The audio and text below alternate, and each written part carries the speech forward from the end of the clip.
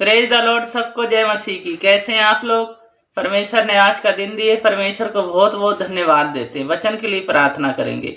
महान अनुग्रहकारी पिता परमेश्वर, प्रभु जी वचन पढ़ते हैं, गहरी बातें, भेद की बातें बताएं और आपकी महिमा प्रत्येक जीवन से प्रकट होने पाए।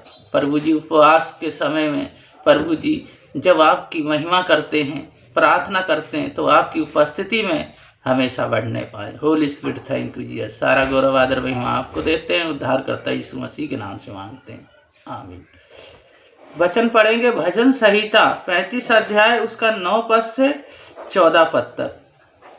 परंतु मैं यहोवा के कारण अपने मन में मगन होऊंगा, मैं उसके किए हुए उद्धार से हर्षित होऊंगा।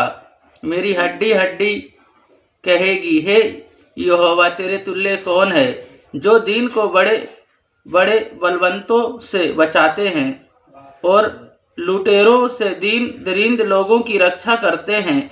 झूठ साक्षी खड़े रहते हैं और जो बातों में नहीं जानता वही मुझसे पूछते हैं। वे मुझसे भलाई के बदले बुराई करते हैं, यह तक कि मेरे प्राण उब जाता है। जब मैं रोगी था तब तो मैं टाट पहने रहा और उपवास कर दुख उठाता रहा, और मेरी प्रार्थनाओं का फल मेरी गोद में लौट आया। मैं ऐसे भावना रखता था कि मैंने मानो वे मेरे संगी या सगे भाई हैं। जैसे कोई माता के लिए विलाप करता हो, वैसे ही मैंने शोक का पहरावा पहने हुए सिर झुकाकर शोक किया। इस वचन को पढ़े जाने को परमेश्वर आशीष दे। परमेश्वर कहते हैं दूसरों के लिए उपवास करो। जब हम उपवास करते हैं दूसरों के लिए जब हम चिंता करते हैं, तो परमेश्वर हमारे जीवन में कार्य करते हैं। पहली बात उपवास, दूसरी बात है प्रार्थना। जब हम दूसरों के लिए प्रार्थना करते हैं, परमेश्वर हमें भी हर उस समस्याओं से बचा कर रखें। तीसरी बात है चिंता। हम चिंता करते हैं किस तरह, जब हम कोई दूसरा रोगी है उसके लिए जब प्रार्थना कर रहे हैं, उनके लिए हम उपवास रख के प्रार्थना कर रहे हैं, तो हम उनके लिए चिंता कर रहे हैं, उनके लिए तरस खा रहे हैं। हमारे लिए भी वो चंगाइयों को देते हैं, हमें भी सुरक्षा प्रदान करते हैं। पर हमें करना क्या है? दूसरों के लिए चिंता करना है, दूसरों के लिए हमें तरस खाना है, दूसरों के लिए हमें उनके लिए हाँफना है।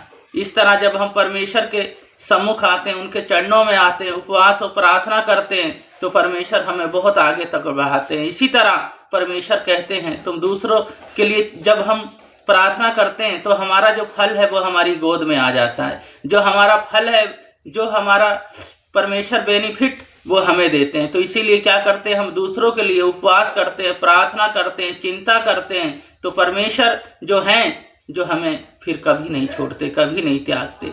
इस दुनिया में हम आए हैं दूसरों के लिए मदद करने के लिए। इसी तरह दूसरों के लिए मदद करते रहें और हमेशा आनंदित रहें और खुश रहें। पहली बात है उपवास, दूसरी बात है प्रार्थना, तीसरी बात है चिंता। तो ऐसे करके हम चिंता करते हैं, परमेश्वर हमें बहुत आगे तक बढ़ाते हैं, उनकी महिमा हमारे जीवन से होती है। तो इसी तरह आप उपवास प्रार्थना करते रहें, परमेश्वर की महिमा करते रहें। प्रार्थना करेंगे। महान अनुग्रहकारी पिता परमेश्वर दयालु, हे सर्वशक्तिमान, इनके पैर के तलवे से सिर के बाल तक आपके लहू में ढकता इन्हें सुरक्षा प्रदान कर दें, अपनी सामर्थ्य भर दें।